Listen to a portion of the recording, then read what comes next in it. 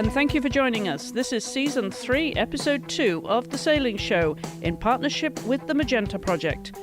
The Sailing Show brings you the very latest news of women in sailing and exclusive interviews with top sailors.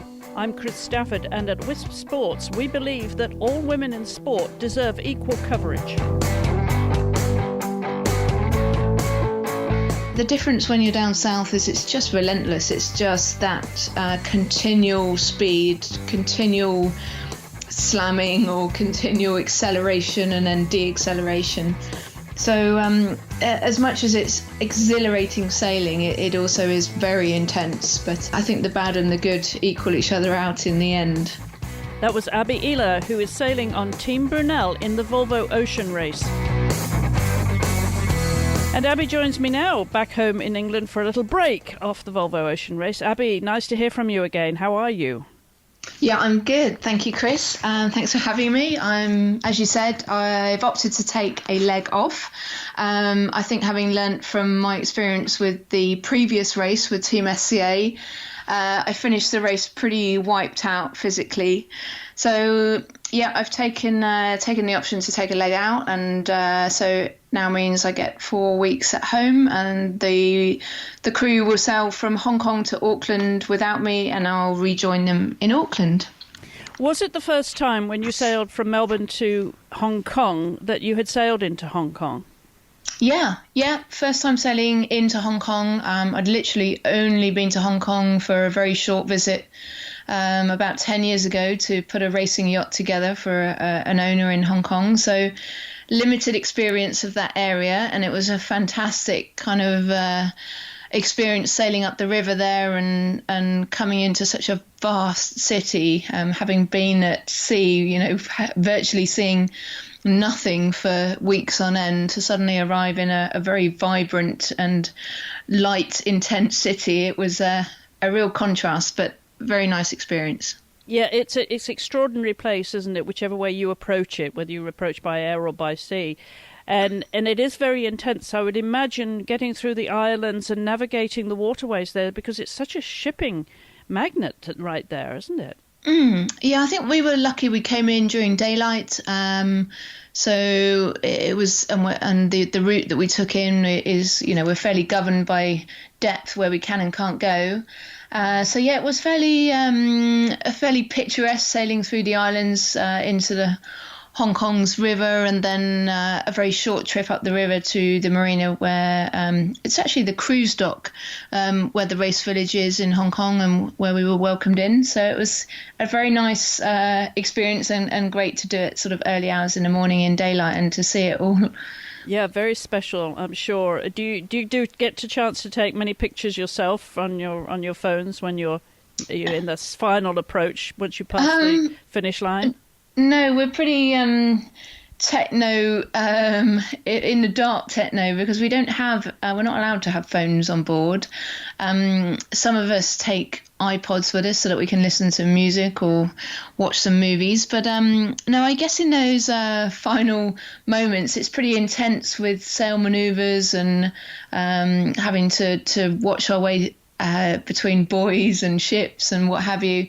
So there's definitely no time for taking photos, and we're lucky that we've got an onboard reporter who documents all those intense moments. Yeah, I was just imagining, once you pass the finish line and, you're sort of kind of drifting in to dock in there, I wondered if that was a chance where you have a moment to yourself, but there's still work to be done on board, right?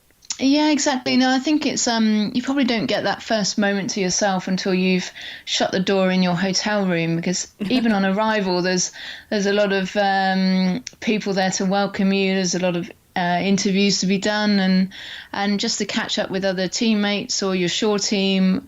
And then, of course, food is fairly high on the agenda at that point. Food and a beer or some sort of drink.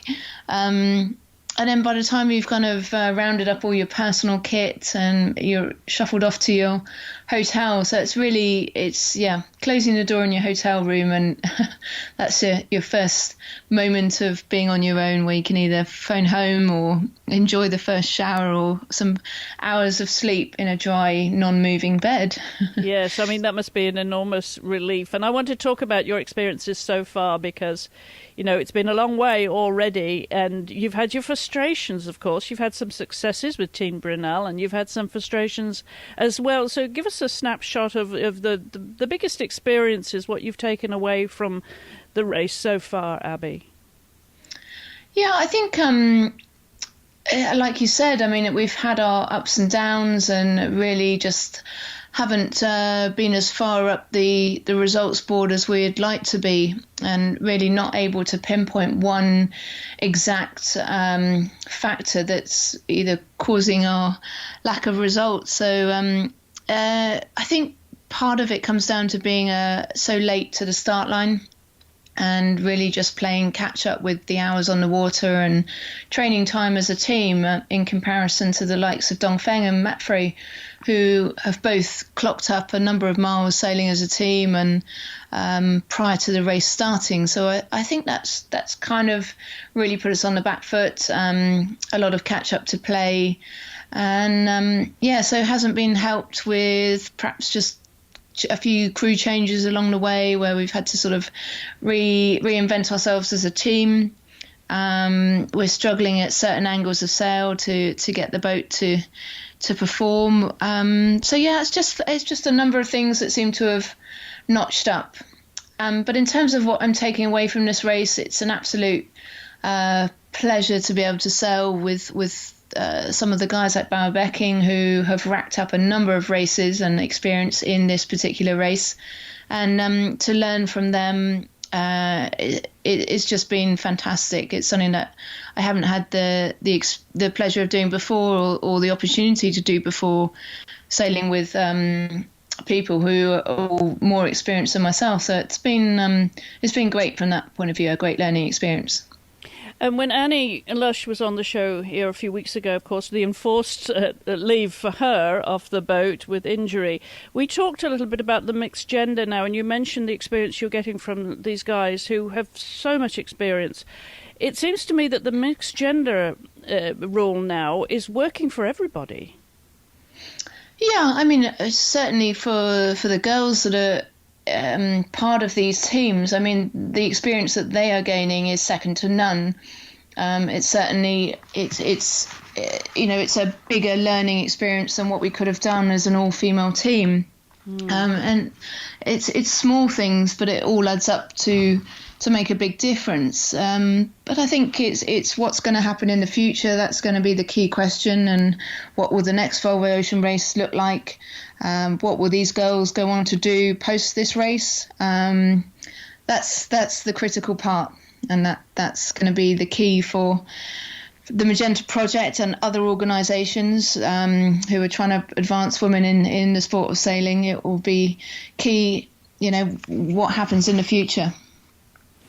Now, you talked about the crew changes there. Just give us a picture of how those are made, and is that done on the fly, and how you decide who is off the boat, and apart from injuries, of course, when crew members will take a break, because some are on the boat for the entire race, and there are other changes. Who decides that, and do you plan ahead? How does it work? Yeah, I mean, in general, we had made a plan to make a number of changes in the stopover of Melbourne, partly due to the rule that didn't allow sailors who had been on the prior leg to work on the boat, and because it was such a short stopover with a 20-day leg before it and a 20-day leg after it. We thought it was a valuable time to change some crew, and then you'd bring in fresh team members who can work on the boat in that short period of time in Melbourne, and then be fresh for the leg ahead. And then what actually turns out, we lost two due to injury and family commitments. So that added to the changes that we were already making. So in the end, it was almost a 50% of the team that we changed. obviously some were planned and some unplanned, which meant it was a bit of a learning curve to get us all back on the same page, and perhaps we weren't as aggressive at the start of that leg as we would have liked to have been. Just obviously trying to find our feet, but so in general, our crew is set in advance, and there's obviously, as you go along, there's injury, as you said, or unforeseen circumstances that we have to plan for, and luckily we have a squad that we can pull from. Now, Hong Kong, of course, is happening now. There's the import race tomorrow, isn't it, in Guangzhou? How do you pronounce that? And I'm curious about that little detour up there. What was that about? Because it seems so brief. Yeah, I think it ultimately is very commercially driven. There's Dongfeng are based in obviously in mainland China. They have a huge commitment to the Volvo Ocean Race. So I think for Dongfeng, who are the home team, to visit mainland China was very important for them. And so all the teams have done a kind of a delivery passage up there. They'll do some Pro-Am racing and, as you said, the import race tomorrow. They'll come back to Hong Kong and they will restart the race from Hong Kong Island going to Auckland. And that starts next week. Of course, they leave, I think, on Wednesday, don't they, from Hong Kong? That's right. To Auckland. Going back through those doldrums. Now, the doldrums have really challenged you so far. You've been through them twice, haven't you? It must be enormously frustrating when you're just sitting on a mill pond. It is. I think it's the most frustrating point of sailing is, you're totally reliant on wind to power the boat. And when there is no wind, there's absolutely nothing you can do about it. And everybody's, itching, tense, almost trying anything to get this boat to move. It's kind of, you can deal with it for short periods, and then when it starts to drag over 2 to 3 days, I mean, you're really starting to tear your hair out at the end of that day. And I can't tell you how good a feeling it is when you just get the slightest puff of wind and you suddenly feel like you're doing 20 knots when you're only doing 3 knots. But it's an amazing feeling. And it's as soon as we were out of the doldrums, I think the mood on board was just lifted massively. Yes, I got a sense of that. And just for those who are not familiar with what the doldrums are, just give us a snapshot of what it is and why it captures you and there is no wind. I'm not really the meteorologist, but let's just say that it's around the equator zone of, and it's basically where the northern weather systems are meeting with the southern weather systems, and they don't quite get on. So the end result is you get no wind. Obviously very hot there. It just results in this area around the equator being known as the doldrums, and it's just very little wind, and it can be extend for many miles, as it did on this leg, or on leg 2 when we was heading south and across the equator. It was a much lesser area of light wind, so it kind of all depends on the time of year and which particular line that you're crossing the equator. And apparently I hear that the next leg will be a much less painful experience, so hopefully they'll be fairly quick through the doldrums. Less frustration, and then you have to go through it again from up the Brazilian coast, don't you, when you go from... That's right, Yep.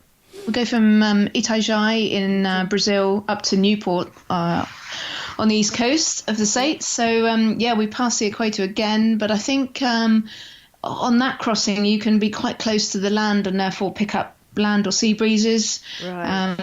Whereas on the route down, you're much further east and where the doldrums tend to extend further. So, hopefully on that northerly passage, we should be fairly speedy through the equator. Let's hope so. So you're going to miss out going through the doldrums back down to Auckland, but you're going to pick up the boat there in Auckland to sail once again round that Southern Ocean, which seems to be the biggest challenge for sailors. I mean, what do you find so invigorating about it as a sailor, Abby?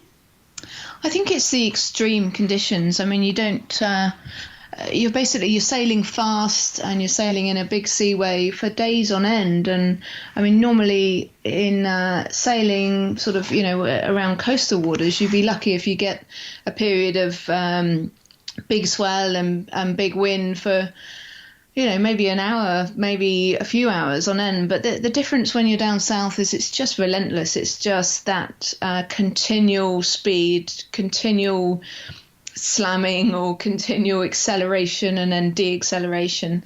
So as much as it's exhilarating sailing, it also is very intense. But I think the bad and the good equal each other out in the end. A complete opposite to the doldrums. You couldn't get further away from the doldrum. You experience everything. Okay, so tell us what your plans are then now. You will pick up the boat in Auckland. On you go to Itajaí, then up to Newport. Are you going to be on the rest of the race, or do you take another break, Abby? Is that the plan? No. I think the plan is to see the rest of the race out. I mean, we following the leg to Itajaí through the Southern Ocean, generally then the legs will start to get shorter. So the crossing from Newport to Cardiff in the UK will be roughly somewhere between 10 and 14 days. And then a short hop round to Gothenburg, which will be 3 to 4 days, and then finish in The Hague. So we're really kind of almost on the home straight after you've got to Newport, really. Yeah, for sure, once you've got to Newport. Well, I'll see you there once again, hopefully. Catch up with you all there. And just before you go, you're boat captain on Team SCA and you're boat captain again now. Just to give us an idea of the responsibilities that you face, and of course somebody's standing in for you now on the next leg, but it seems that that's a big responsibility to be boat captain. Yeah, I guess, I mean, it kind of is because you're at sea for so long and we don't have, that pull-in lane as you would in a pit lane in a Formula One race for a team of guys or girls to come and fix you, and we can't pull in at any shops along the way. So it really comes down to the boat captain who's got that overall view of the yacht, is able to affect repairs and maintenance, is obviously looking to prevent any breakages. So you're constantly having to check areas. We have a lot of systems on board, whether it be hydraulic, engine, running rigging, the sails. So there's a lot of areas to keep track of.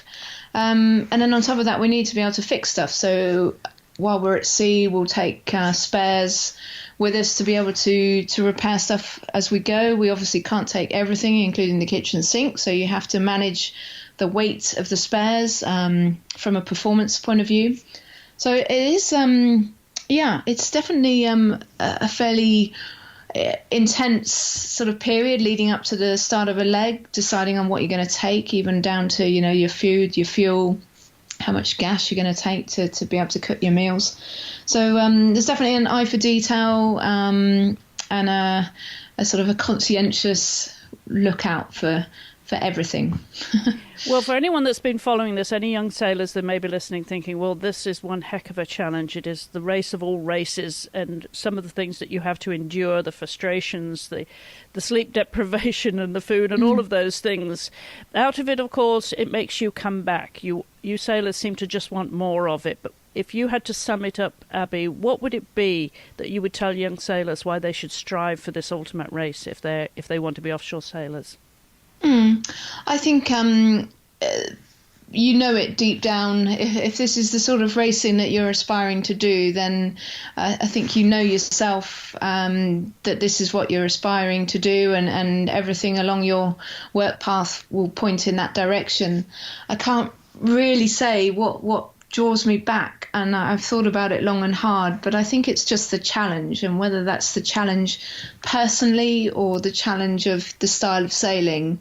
You come back having learnt so much about sailing, about yourself, about your barriers, and I think it generally it's just a fantastic experience to sail in these parts of the world that not many people get to sail, and being able to say that you've sailed around the world is obviously an achievement. And I think it's the challenge and constantly trying to be a better person that brings me back. Yeah, and all the experience you're gaining, of course, with each mile. Well, we're going to catch up with you in Auckland then, Abby, before you set off on that leg to Itajaí and around the Southern Ocean again, and find out what else is happening on the race, but also more about the Magenta project as well, because there's a lot more happening for women in sailing generally now, not least of all thanks to the efforts of the Magenta project.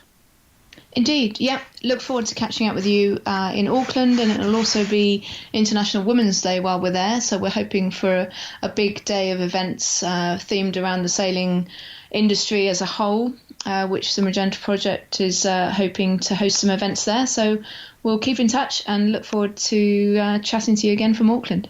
Fabulous, and enjoy the rest of your break there, Abby. Thank you for taking the time to come on the programme. Many thanks, Chris. And as you heard there from Abby, we'll be catching up with her again in Auckland.